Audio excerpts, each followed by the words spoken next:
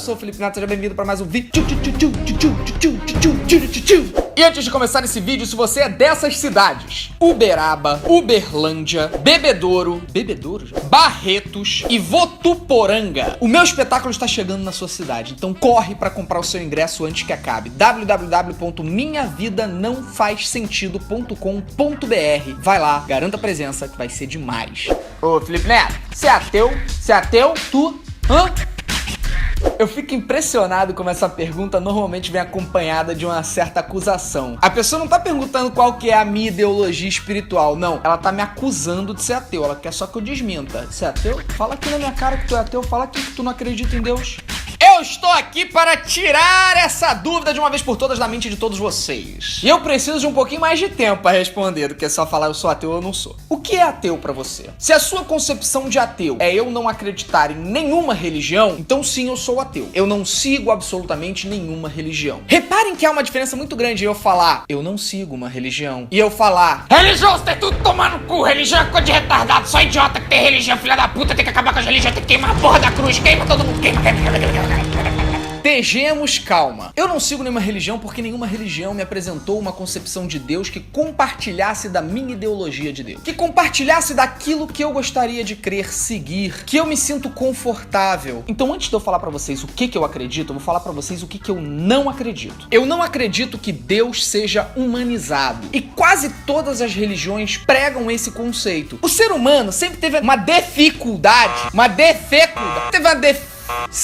Foi difícil sempre ser humano entender o que seria o conceito do sobrenatural. Na minha concepção, nós humanizamos Deus. A gente sempre fez isso. Desde os gregos, que acreditavam que Zeus era um puta comedor. Nós sempre tivemos essa ideologia de tentar trazer Deus pra nossa concepção do que é um ser humano, porque a gente tem dificuldade de imaginar uma coisa que não seja humana, né? Então quando você pensa em Deus, você tenta humanizá-lo, pra ficar mais fácil de compreendê-lo. Por isso, na minha concepção, nós acabamos criando um Deus que muitas vezes pensa como um ser humano. E esse Deus eu não consigo acreditar. Que é o Deus que pune, é o Deus que vigia, é o Deus que se vinga. Da mesma forma, eu também não consigo acreditar que Deus tenha interferência em nossas vidas. E essa é a parte que o negócio vai pra cá do caralho. Todo mundo vira pra mim e faz calma. Eu não acredito que Deus seja capaz de influenciar nossas vidas humanas e interferir em nossas existências. Eu não acredito que Deus te ajude a fazer um gol. Eu não acredito que Deus te ajude a receber uma promoção no trabalho. Eu não acredito que Deus cura a sua doença. Em suma, eu não acredito que se você fechar os olhos e repetir frases ou palavras mágicas, Deus concede um desejo a você.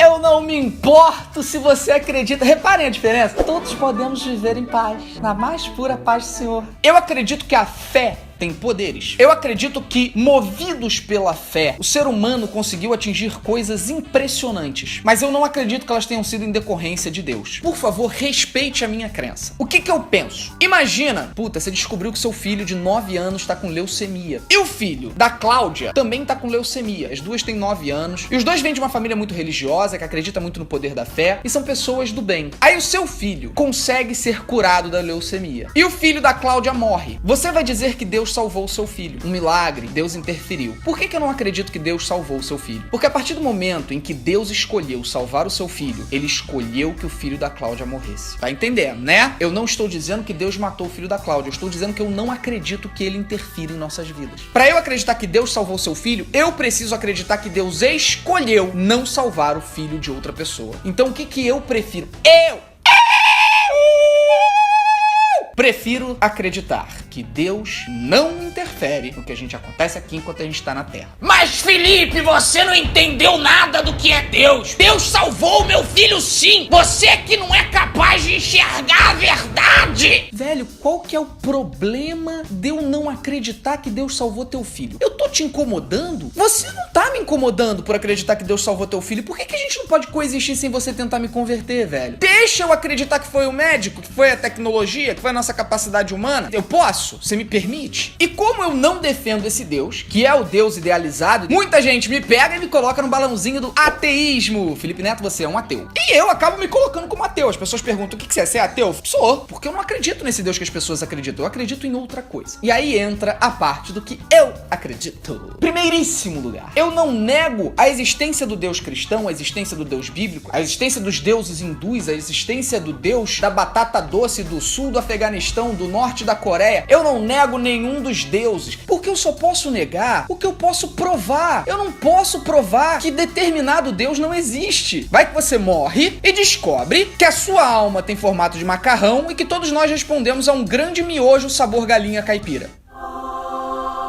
Prova que isso não é real. Consegue? Não tem como. Mas eu tenho a minha própria concepção de Deus. Deus pra mim é tudo. Deus pra mim são as forças que regem o universo. Deus pra mim é tudo que existe ao nosso redor. Energia, física. E eu acredito muito que essa energia pode influenciar as nossas vidas. Eu acredito no amor, no carinho, no afeto, no olhar, na bondade. Eu não preciso de um guia de leis ou regras divinas sobre o que é certo e o que é errado para eu ter o meu próprio valor de certo e errado. A base da sociedade foi constituída dessa forma? Lindo, mas bom que existiu. Mas eu hoje não sinto a necessidade de ter um livro me dizendo o que fazer e o que não fazer para eu saber o que eu devo fazer e não fazer. Mas Felipe, então tu acha que Jesus não existiu? Eu acho não só que Jesus existiu, como foi o ser humano mais fodamente incrível da história do mundo. Era um cara que pregava o amor, a aceitação, o não julgamento. E eu, como um não crente do Deus bíblico, mas um defensor da existência de Jesus Cristo como um grande ser humano, acredito que sigo muito mais o que Jesus pregava do que a grande maioria daqueles que acreditam que Jesus é de fato o Filho de Deus. É muito engraçado ver quantos religiosos não seguem o que Jesus fala. Pessoas que dizem que Jesus é o seu guia, que é a palavra dele que me rege, apontando o dedo na sua cara, chamando mulher de vadia, falando que você é um merda, quem te acompanha é um filho da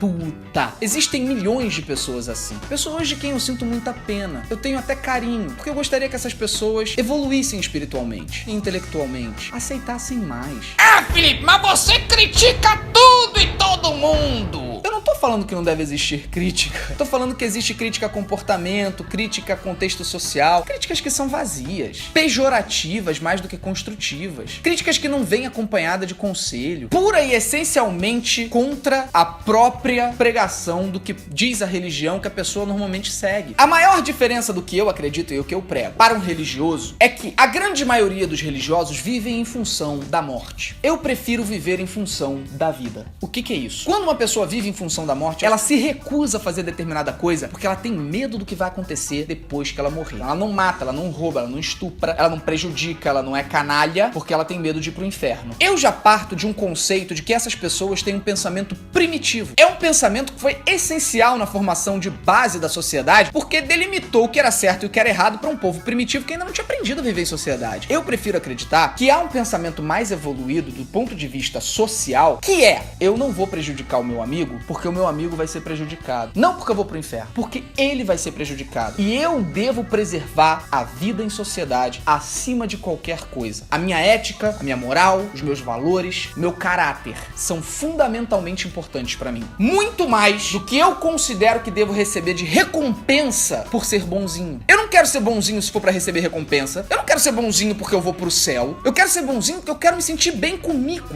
Eu vivo em função da vida. Eu não vivo em função da morte. Então sim, eu acredito em Deus. Talvez não o seu Deus, mas o meu. Não cabe a você dizer que eu estou errado, porque você não pode provar que eu estou errado. Então cada um deve acreditar naquilo que acredita e respeitar o espaço do outro, sem apontar o dedo e falar: o meu Deus é melhor que o seu, porque o seu Deus vai ser melhor que o meu Deus é gravidade, rapaz. Vai tomar no cu eu, hein? Tenta subir na árvore sem meu Deus. Numa boa, gente, tolerância espiritual é a gente permitir que a pessoa acredite no que ela quer, desde que o que ela acredita não interfere a liberdade do amiguinho, né? E quando eu oro, por incrível que pareça, eu rezo. Olha que engraçado, apesar do meu Deus eu acreditar que ele não interfere na nossa vida, mexendo pauzinhos, né, dando câncer em um e curando do outro, eu acredito plenamente no poder da oração pra gente. Porque quando eu estou orando, conversando, meditando, pensando, eu não tô fazendo isso pedindo a interferência de Deus. Eu não peço que Deus me dê as coisas. Nunca. Quando eu estou orando, eu peço tranquilidade, serenidade e reflexão. Porque esse é o poder da oração. oração. O poder da oração funciona porque nos dá paz. Então eu oro para ter paz. Respeite a minha não fé, assim como eu respeito a sua. Então é isso, gente! Se inscreve nesse canal.